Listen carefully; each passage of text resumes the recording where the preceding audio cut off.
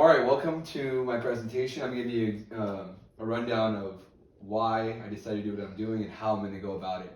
So the first page is informational. Made sure to kind of put everything that I thought was most important to this population of biathletes. The cognitive motivation relational theory, arousal regulation, what it means, and the main takeaways for them to really apply this and understand the spectrum from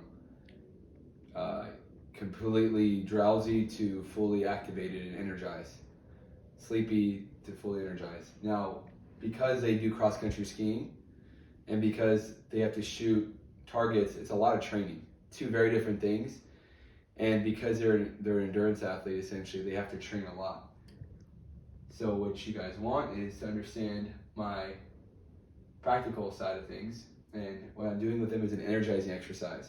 The reason I chose that as their arousal activation exercise is because I feel like they have to train all the time.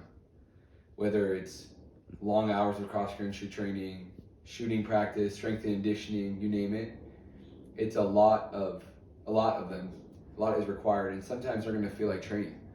So energy activation, I thought was the right way to go here. So the directions are to do more.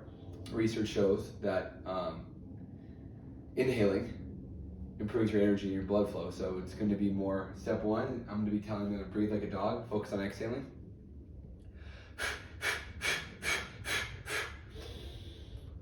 That's more relaxing, but breathing more like will bring energy into their bodies. We start with that. Then we visualize themselves training. So just picture a perfect training day. After we do the breathing exercise, they're going to visualize that. Step 3, we're going to have verbal cues. So for them, I might use things like you feel rested, you feel recovered, you feel motivated, you're energized, power through it, things like that, to give them the verbal cues they need. And then disassociate from fatigue. They're going to be tired all the time, and hopefully they're doing their part in recovering. But they're going to need to disassociate from fatigue. If we can practice that before a practice session, they can use that into their session when they need to really push through. So just learning how the mind can take over the body, mind over matter, and utilizing exercises there. So I would take them through this 4-step process. And again, I would explain the directions first. I would just take them through each step. Step 1, step 2, step 3, and then step 4. Because that's kind of the order I want them to focus on. And as soon as they lose kind of that motivation while they're training, or that energy goes down, they can go back to the breathing, the exhaling. Or they can remind themselves of that word, that trigger word, that cue word. That's step 3. And then just visualizing themselves doing what they want in practice.